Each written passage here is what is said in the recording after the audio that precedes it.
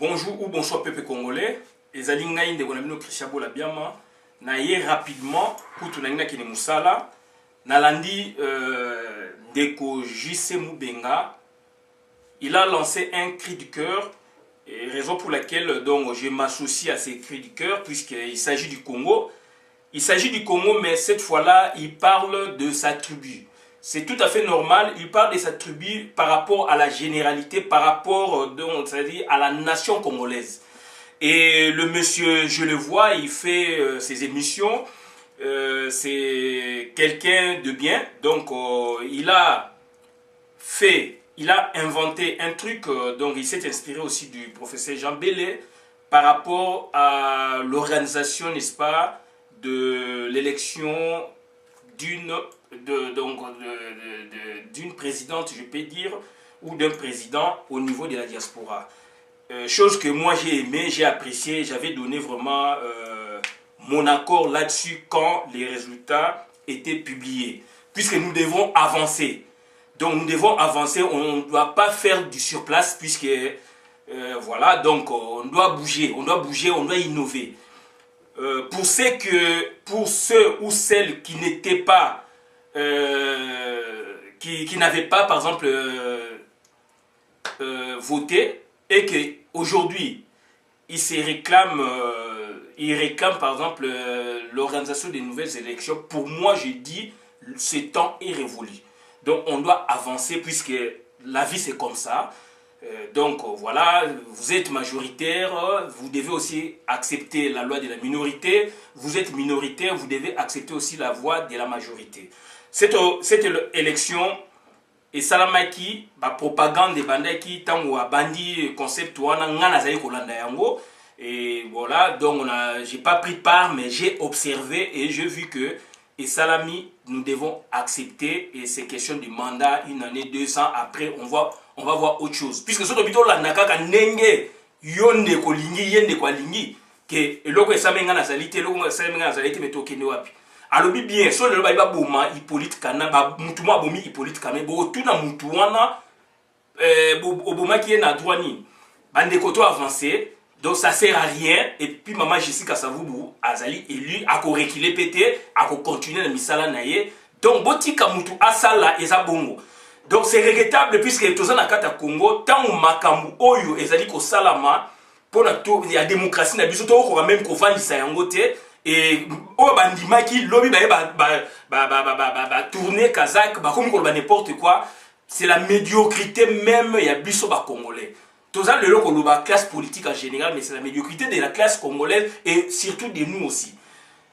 Donc, à l'objet du problème, il y a vidéo Oyo et Sami Nakatanga, Oyo Ndeko Katange, Azaliko, Lobamakamu, puisque a eu instruction quelque part.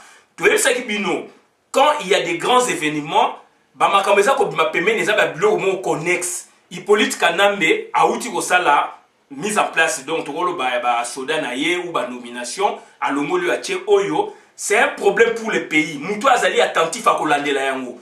Deuxièmement, Hippolyte Kanambe a yebisi bino te et comme secrétaire général ya Nations Unies atala kunaye aloba ki Hippolyte Kanambe akoloba. Après et comme relais la ba minaku na Congo. Mais mutu alobi nanu secrétaire général ya Nations Unies. Alobi est-ce que yaki mutu sengela ki aloba. On passe. Lelo Hippolyte Kanambe akoloba nebi so asa lobby pour nangana monaki je le sens pas. Akoloba nini et quand maintenant lui il va parler et régime wana et ça régime banani bazawana. Ça c'est on doit faire maintenant l'étude ya Congo banani bazali ko entourer. Donc bango bazako benga ye Katange bazako benga ye Kivusien d'où ezali groupe moko ya batu linguistique ou tribal. Donc, Batouana baza kolobake mwana na biso. Donc, on doit en parler. Donc, c'est-à-dire, les loyo, bateau bazali ko entouré, bazana pouvoir na mingi, ezali badani bazali ba katange. JC Mubenga aye koloba yango, puisque son peuple azali ressortissant ya Kasai, azali Kasayen, mais il parle du général na Congo, mais aujourd'hui, peuple na ye azali Kasayen, massacre Salama autant de fois. Génocide de Salama, massacre à Kassai et Ouito Salama et à Grand Kassai. Aujourd'hui encore, on a Katanga, le problème, ils allaient toujours revenir. il a l'obligation d'en parler comme yonde koza congolais, ozali katangete, ozali kasaete, ozana droit ya koloba yango. Donc c'est un cri du cœur, ngana yokiye, il y aura beaucoup d'interprétations, raison pour laquelle moi j'interviens. Moi je suis de l'Équateur. J'interviens pour, n'est-ce pas, éclairer la lanterne. Il faut comprendre. Il y a pas Congo. Naboudi dia Congo. Moi, je ma télémaquille. Donc, ce que moi, je ma télémaquille. Puisque pourquoi on parle des députés nationaux? Mais ce sont des députés nationaux. On les a élevés au niveau national. Mais ce sont des députés qui viennent de quelque part. Qui viennent d'une entité territoriale décentralisée. Ce qui pourrait bimi kuna yem daza responsable, il faut l'oba. Donc, c'est-à-dire, bango, donc, naba Congo, babumaye batu, régime ou mute bomaki batu. Et bah, régime nyo surtout au monde, ba mboka, ni ba tiers monde boye, baza ko bomaka batu pour ba justifier, ba cause moko boye, etc., etc. Donc, même dans l'époque coloniale, on avait tué des bateaux à Katarama Boko. Mais ça va tuer Équateur, ça va tuer Nangaï. Donc, ça dit, ça c'est l'histoire. Donc, ça dit, on ne va pas exhumer les faits, mais il faut qu'il y ait une histoire. Bateau ba Katarama Boko, oh, l'histoire, on parle du génocide, du premier génocide dans le monde. Et où t'as l'Équateur, et ça y a caoutchouc. Puisque bateau ba Kobosa, la première richesse, il y a Congo, et ça la richesse biologique. Ivoire et EVA. Et bilo qu'on est où na l'Équateur, na forêt équatoriale. Et surtout que, et où t'es la forêt équatoriale, et surtout que, bilo qu'on a un monde de salaire qui est créé par première usine. Il y a l'extraction, il y a des diamants, il y a des cuivre, il y a des kasai, il y a katanga. J'ai quand même des tourments dans mon monde. Puisque les premières richesses dans le Congo, il y a des richesses biologiques. On soit bien en végétal. Tu vois comment sont des richesses minérales. Après la découverte, à l'Ibosso dans le monde. Dans le Congo, la Bisso n'était indépendant du Congo. C'était le VA, c'était le caoutchouc, et caoutchouc, il y a des Katabatumaboko. Il y a des provinces où il faut résater. Bazar, savane, bazar, bani. Donc, si on ne se comprend pas, on ne va pas avancer. Tout se comprendre, ndekota mazali ko loba makambu, oyo ezali ko salama dans notre histoire, bandeko senge tolobela yango. Donc, ça dit, c'est pas normal, katange, balingi ba se soustraire toujours la politique moro, oyo, bazo kote sa on a mis tout, alors qu'on a vécu ensemble.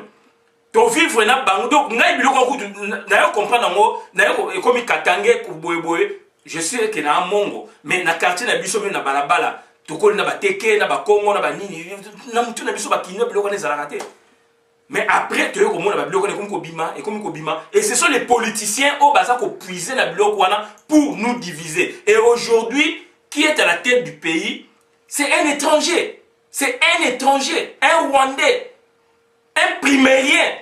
Les gens à Foukamisi, professeur d'université, grand savant. Donc, et le lieu est comique, Katanga, mais je vous dis, il y a toutes les richesses où ils ont Katanga, ils ont Bakongo, dans une vidéo, Bokota, Bossa va richesse sur la ressource minière na Congo, gouvernement matata ponyo, avaba longwa, Bolanda, alobaki yango. Ba découvrir la province nyosu et ba na province ya Maïndombe coltan cuivre boy officiellement ils ont dit ça gouvernement matata ponyo avant kende baloba ki biloko wana ba découvrir boy na bandundu na Maïndombe na ba province boy donc kita wana ezali na Katanga ezali ba prospection et samara liboso et aujourd'hui il y a d'autres prospections, NASA, à distance, ils ont découvert, n'est-ce pas, la richesse, la partie de Congo. Congo est riche. Et il faut retourner la question, pourquoi la richesse soit basée pour exploiter en côté.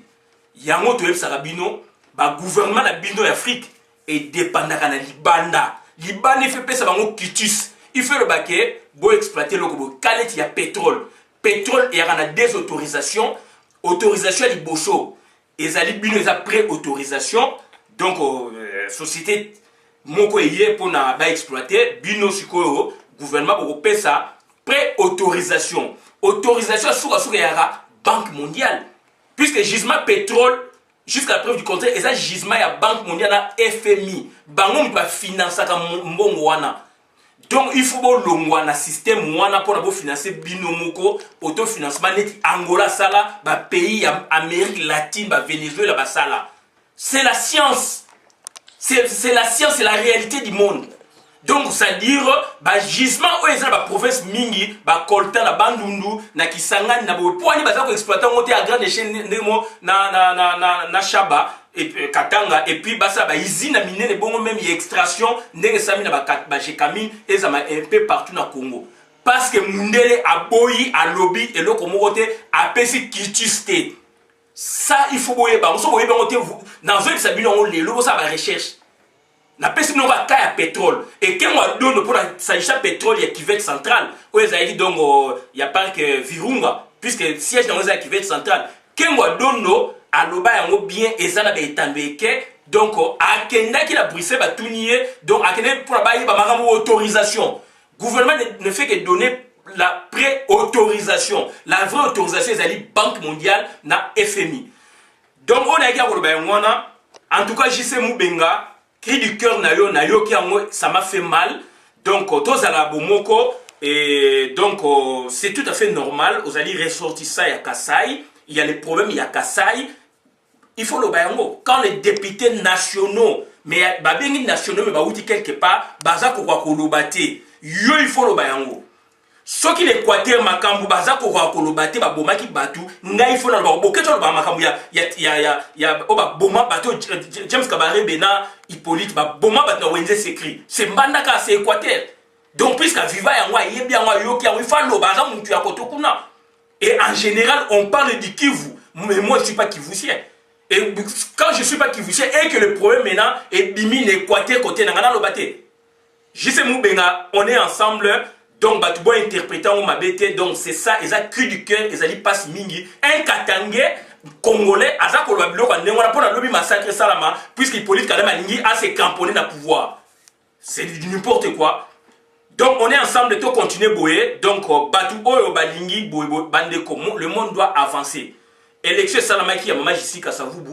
Acceptons, et Salamaki c'est la démocratie, notre démocratie, et Bandara les États-Unis d'Amérique, il y a 48 pays, et Bandara a 13 pays, et 13 États. Et ça 48 États, et Bandara a 13 États, et donc moi, Bandara Mouke, le Bekei, et comme Nene.